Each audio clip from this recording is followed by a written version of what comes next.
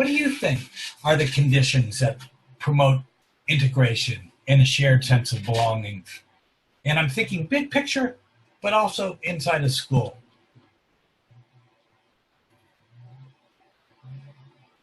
Somebody's talking about the importance of biculturalism. Should be an extreme. It's actually, I'm going to get into a conversation about that in just a second.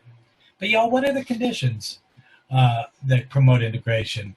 The idea of working towards a common goal, curiosity. I love curiosity. Trust, laws that are not anti-immigrant. Yes, absolutely, right? The dominant culture matters. Adults who look like their students, right? A feeling of safety, cultural awareness, and positive messages being said, teaching about different cultures, safety, interest in history and culture, acceptance, finding ways to share your story. I'm looking at these names and I'm smiling because there are also so many of you that I know that I wish I could actually talk to. It's so nice for you all to be here, the sense of belonging. Actual discussion about immigration. Absolutely, I agree.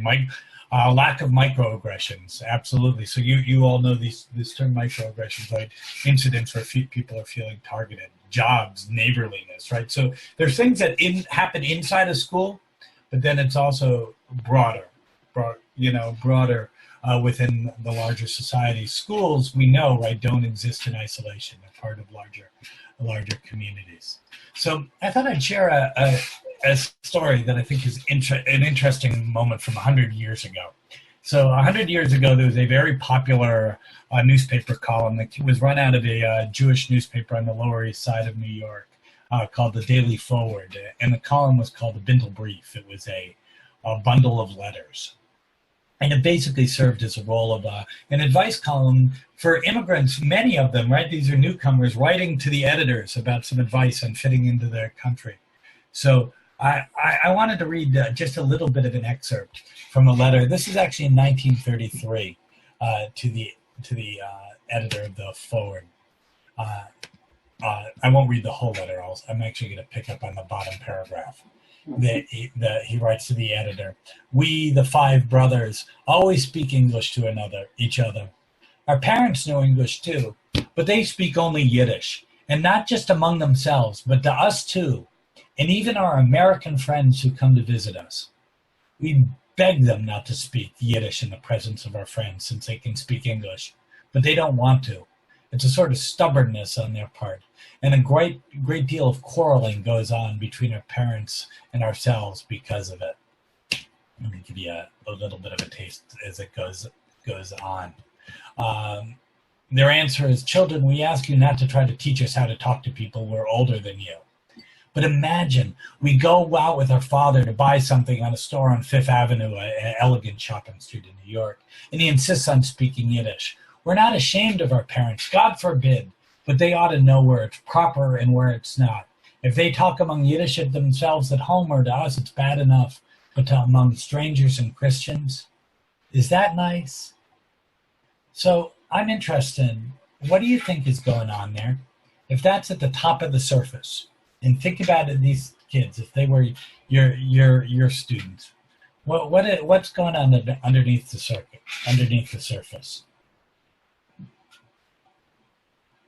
Is Natalie is right about parents' identity versus a multiplicity of the second generation right there. There are multiple identities.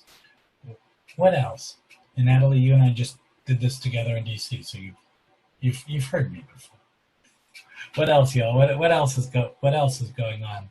This idea of a generation gap, a shame of feeling different, trying to keep. This idea of keeping their own identity, right? The parents and the kids trying to fit in and become Americanized. This adaptation, a power struggle. The kids seem embarrassed. The kids are trying to assimilate, right? Which gets us the idea of a difference between assimilation and integration. Integration is a two-way street, where assimilation, you become part of the dominant society. Federico is talking about the need to establish a new identity. Growing up in a situation, but more so when families are immigrants. There's also the potential of bullying and discrimination, right, based on these. And these kids want to belong, right? From a historical perspective, they're working at the State Department, which was State Department was not among the most welcoming of the institutions in the United States at that time, particularly actually overtly anti-Semitic, as some of my colleagues will know. So just interesting. So how much is this as a story of the past, or how much do you think of this as something that's connected to kids today? It happens very, very often, very, very current.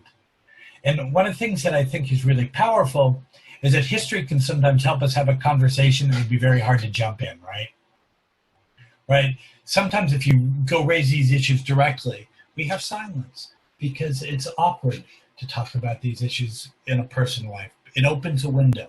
It opens a window. And I think that that's what curriculum can do. I think that's what literature can do. I think it's what history and social studies can do. So just from a psychological perspective, if we look at what's going on with those kids are in the middle of this circle. This is my own version of Bronfenbrenner's work on identity. I'm actually copying the ideas here from my colleague Carola Suarez Orozco, but my bullseye is the only thing that's unique. So you know, it's a reminder that there's an exosystem that around these kids. It's the influence of the media, right? It's the influence of politics and our kids' legal status.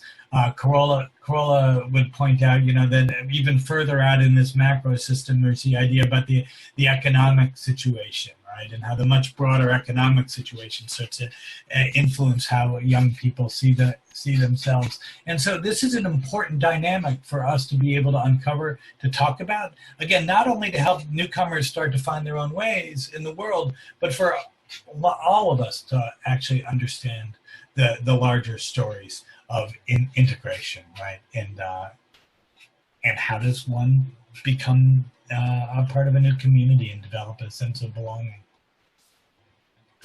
So we've been noticing, this is actually something that's from a piece that my colleague Veronica Boyce-Vancia and I wrote. We've been noticing in schools around the country, there seem to be three biases around immigration or migration education. One, there's this newcomer bias. We seem to act like this is just something for newcomers to learn about, right? And then, you know, we'll pay attention to these issues for these kids, but it doesn't seem, people don't seem to understand how important migration is for all of us.